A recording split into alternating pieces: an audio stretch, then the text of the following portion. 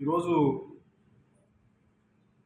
రాష్ట్ర వ్యాప్తంగా ఆంధ్రప్రదేశ్ చరిత్రలో మున్నెన్నడూ లేని విధంగా రైతు రోడ్డెక్కే పరిస్థితి వచ్చింది. రైతు సంక్షేమానికి బాటలు వేయాల్సినటువంటి గౌరవ ముఖ్యమంత్రి పీటలు వేస్తా ఉన్నారు. రైతు అనే వ్యక్తి కౌలు రైతు, కూలి రైతు, అలో లక్షణ అంటా ఉన్నాడు. దానికి తార్కాణమే ఇంతకుముందు వైఎస్ఆర్ కాంగ్రెస్ పార్టీ ఫేజ్డ్ మేనర్లో ప్రతి జిల్లాలో ఉన్నటువంటి జిల్లా మ్యాజిస్ట్రేట్తో త్రూ ప్రోపర్చారంలో ప్రభుత్వానికి రైతు పక్షపాతిగా ఉన్నటువంటి జగన్మోహన్ రెడ్డి గారు ఆయన యాక్టివిటీని తెలియపరిచిన విషయాన్ని మీ అందరికీ తెలుసు. ఈరోజు ఇప్పటికీ ఎక్కడ వేసిన గొంగళి అక్కడే అనే విధంగానే ప్రభుత్వ పనితీరు ఉంది తప్ప ఎక్కడా ముందుకెళ్ళినటువంటి పరిస్థితి నడుస్తూ ఉంది. పర్టికులర్గా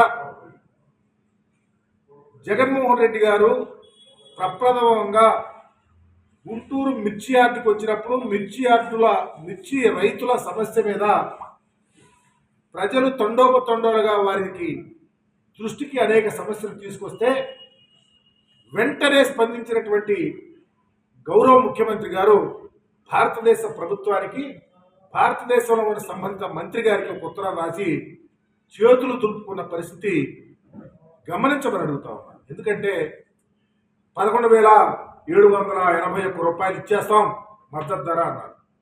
దాన్ని కూడా మేము కన్విన్స్ అవటల్లా.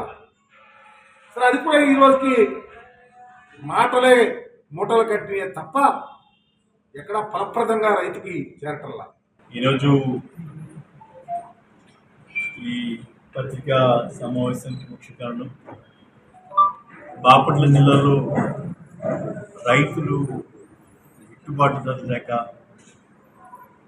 పండించినటువంటి పంటకి కొనే నాదుడు లేక ఇబ్బంది పడుతున్నటువంటి క్రమంలో గతంలో గౌరవ కలెక్టర్ దృష్టికి తీసుకుని వెళ్ళాం, తద్వారా ప్రభుత్వం దృష్టికి తీసుకువెళ్ళాం. మరి పలు సందర్భాల్లో వాళ్ళు గిట్టుబాటు ధర కల్పించమని చెప్పి అడిగాం. అంతా కూడా అరణ్య రోజుల్లాగా మారి ఈరోజు ప్రజలు జ్ఞాపకం చేసుకుంటున్నారు, ప్రత్యేకంగా రైతులు జ్ఞాపకం చేసుకుంటూ ఉన్నారు. జగన్మోహన్ రెడ్డి గారి సమయంలో ఏ రకంగా రైతు భరోసా కేంద్రాల ద్వారా రైతుకి మేలు జరిగిందనేటువంటి విషయాన్ని ఈరోజు స్పష్టంగా మాట్లాడుతున్నారు. మార్కెట్ ఇంటర్వెన్షన్ 3,000 కోట్లు పెట్టి రైతు పండించినటువంటి పంటకి మరి సకాలంలో వాళ్ళకి ధరలు ప్రకటించి, సపోర్ట్ ప్రైస్ ప్రకటించి, దాన్ని నిలబెట్టే దానికి అవసరమైతే మార్కెట్ ఇంటర్వెన్షన్ చేసి మరి అనేక రకాలుగా తోడ్పడిన విషయాన్ని ఇప్పుడు జ్ఞాపకం చేసుకుంటాం. మాకు బాగా గుర్తు, గౌరవ కృష్ణమూర్తి గారు మార్కెట్ యార్డ్ చైర్మన్గా ఉంటే ఎక్కడో రాయలసీమలో పండినటువంటి అరటిపళ్ళను తీసుకొని వచ్చి ఇక్కడ మనం సేల్ చేసింది. బత్తాయిలు, అరటికాయలు, ఎక్కడ ఏ ప్రాంతంలో ఇబ్బంది వచ్చినా అక్కడ వెంటనే ఆ రోజు ఉన్నటువంటి జగన్మోహన్ రెడ్డి గారి ప్రభుత్వం ఇంటర్వెన్షన్ అయి రైతుకి మేలు చేసే విధంగా చర్యలు చేసిన చర్యల్ని ఈరోజు తప్పకుండా అందరం జ్ఞాపకం చేసుకోవాలి. మరి ఈరోజు మాట్లాడుతూ ఉన్నారు కొంతమంది రైతులకి సంబంధించి. గౌరవ అధ్యక్షులు మేలుగు నాగార్జున గారు ఇంకొన్ని విషయాలు మీతో ఆయన పంచుకుంటారు. మేము ఇంకొన్ని విషయాలు ప్రత్యేకంగా మన శాసనసభ్యుల వారు నేనేదో వార్డు పర్యటన, మీ వార్డు మీ ఎమ్మెల్యే ఏదో కార్యక్రమంలో అక్కడ వెళ్ళడం జరిగింది. కొంతమంది నాకు ఫోన్ చేసి అడిగారు, మరి ఎందుకు అంత భయంలో ఉంటుందో నాకు అర్థం కావట్లేదు. ప్రజలు ఏమైనా నన్ను ఎందుకు అడుగుతున్నారు? నేరుగా అక్కడ శాసనసభ్యులు వచ్చారు కదా, ఆయన అడగాల్సి ఉంది కదా, నాటికి ఫోన్ చేస్తా ఉన్నాను. సార్, పక్కన మెడికల్ కాలేజ్ ఆపేస్తారు, దాని గురించి మాట్లాడకుండా ఏదో డెవలప్మెంట్ ఏమైనా ఇబ్బంది ఉందో అని అడుగుతూ ఉన్నాను. ఆయనకి ఏం చెప్తాను సార్? అంత పెద్ద మెడికల్ కాలేజ్ని ఎందుకు ఆపేశారు కూడా తెలియకుండా ఆపేశారు. మా రైల్పేట ప్రాంతం అంతా కూడా మరి ఆ, దానితో ఎంతో లబ్ధి చేకూరుతుందని చెప్పి మేము అనుకున్నాం.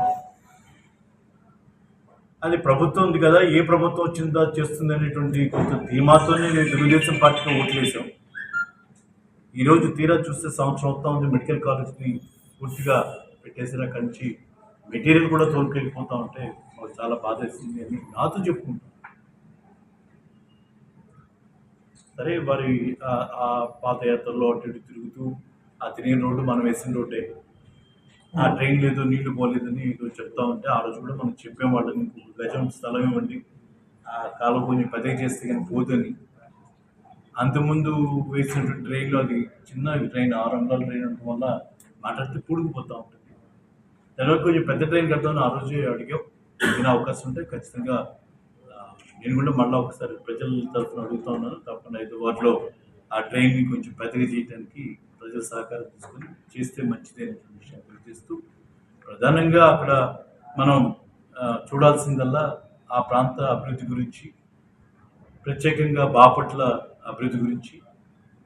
జిల్లా తెచ్చుకున్న తర్వాత ఈ జిల్లా ఆర్థికంగా ఇక్కడ వ్యాపారాలు జరగాలి, నిలదొక్కుకోవాలి, ఉద్యోగ ఉపాధి అవకాశాలు రావాలి అనేటువంటి ఒక పెద్ద ఎజెండాతో తెచ్చుకున్నటువంటి మెడికల్ కాలేజ్ని, టీచింగ్ హాస్పిటల్ని ఈరోజు అటకెక్కించినటువంటి దుస్థితి మనం చూసాం.